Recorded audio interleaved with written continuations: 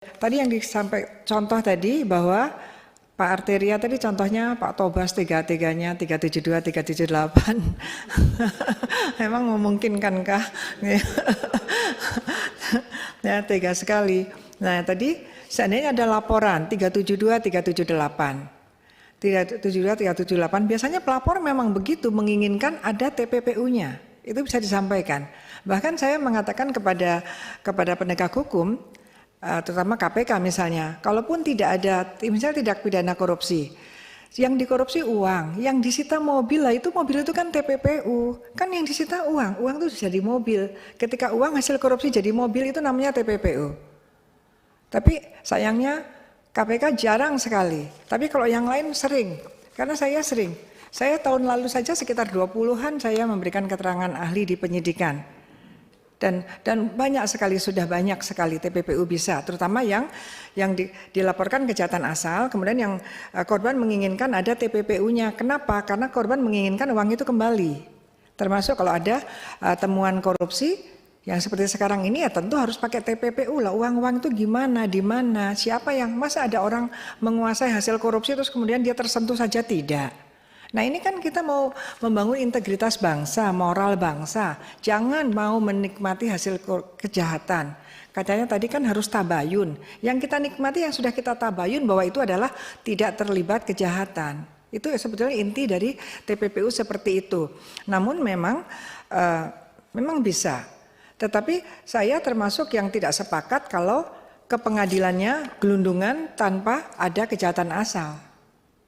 Kecuali memang saya disebutkan di sini juga jenis-jenis pelaku. Pelaku TPPU itu bisa pelaku yang utama yaitu principal violators, yaitu orang yang korupsi dan kemudian dia melakukan TPPU. Yaitu mungkin hasil korupsinya diberikan kepada istrinya, dibelikan mobil untuk anaknya.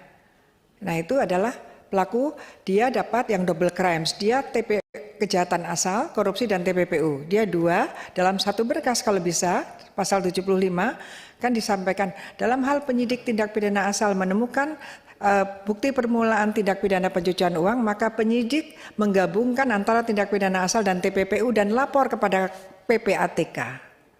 Nah, saya juga saya pertanyakan, apakah penyidiknya selalu lapor dan bagaimana pengawasan PPATK terhadap laporan itu? Saya berpikir nampaknya sistem tidak jalan semuanya, tidak semuanya jalan, beda ya Pak, jalan semuanya.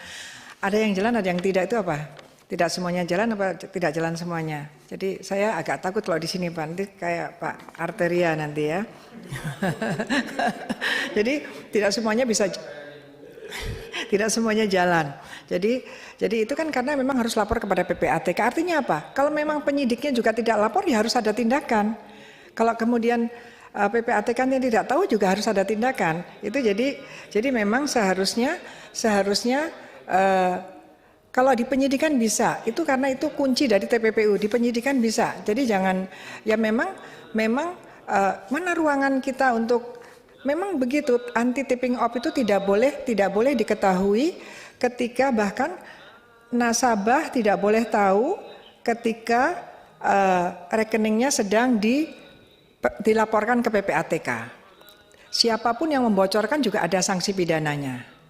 Dan kalau nasabahnya itu sampai tahu bahwa itu sudah dilaporkan ke PPATK dan ternyata uangnya itu sah-sah saja, maka sudah ditentukan bahwa baik penegak hukum maupun bank itu tidak bisa dituntut pidana dan tidak bisa digugat perdata.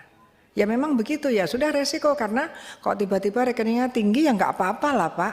Kalau tiba-tiba rekeningnya tinggi tapi ternyata itu hasil warisan yang sah ya nggak apa-apa diperiksa. Karena takutnya ada yang tiba-tiba tinggi dan memang betul-betul itu hasil kejahatan. Jadi hukum kan gitu, jadi hukum lebih banyak kepada melindungi kepentingan yang terbesar daripada kepentingan yang sekecil.